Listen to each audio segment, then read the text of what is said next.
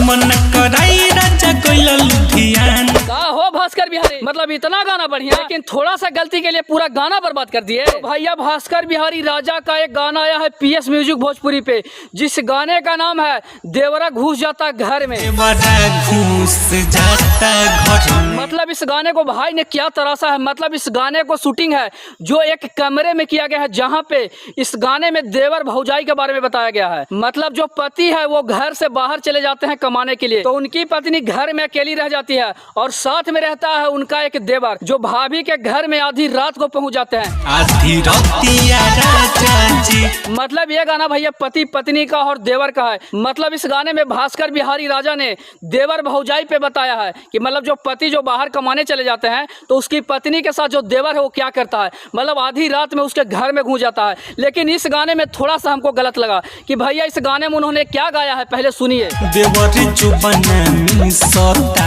मतलब यही थोड़ा सा जो लाइन है यही हमें गलत लगा कि भैया देखिए देवर भौजाई का जो रिश्ता है ना वो पवित्र माना जाता है, लेकिन इस गाने में आपने बहुत गलत तरीके से बताया है कि देवर भौजाई का जो रिश्ता होता है ऐसा होता है, मतलब उनको छूता है। लेकिन भास्कर बिहारी आप ये गलत कर रहे हैं। मतलब देवर भौजाई का जो रिश्ता है आप इस गाने के माध्यम से बदनाम कर रहे हैं। मतलब सोचिए ना, सतयुग में श्री राम भगवान और लक्ष्मण जी और सीता जी होते हैं, जहाँ पे लक्ष्मण जी की भाभी होती है सीता जी, लेकिन कभी भी लक्ष्मण जी उनके पैर के अलावा उनको किसी भी शरीर पे नहीं देखा था, मतलब उनका चेहरा भी नहीं जानते थे। ये रिश्ता था सतयुग में हमारे देवर भौजाई का।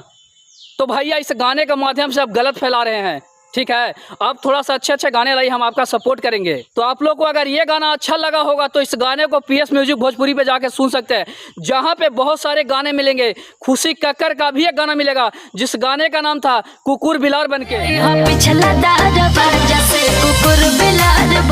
मतलब इस गाने में सौरभ चंद्रवंशी भाई भी गाए थे और खुशी कक्कर। मतलब इस गाने का व्यू भी आप लोग वहाँ पे जाके देख सकते हैं। और इस चैनल पे लगातार बहुत अच्छे अच्छे गाने आप लोग को मिलेंगे।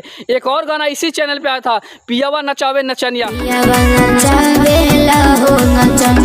भैया इस गाने ने रिकॉर्ड खड़ा कर दिया था। तो जितने भी इस वीडियो को देख रहे होंगे तो आप लोग कमेंट बॉक्स में बताइएगा कि क्या ये देवर भौजाई का जो इन्होंने रिश्ता बताया है ये सही है या गलत।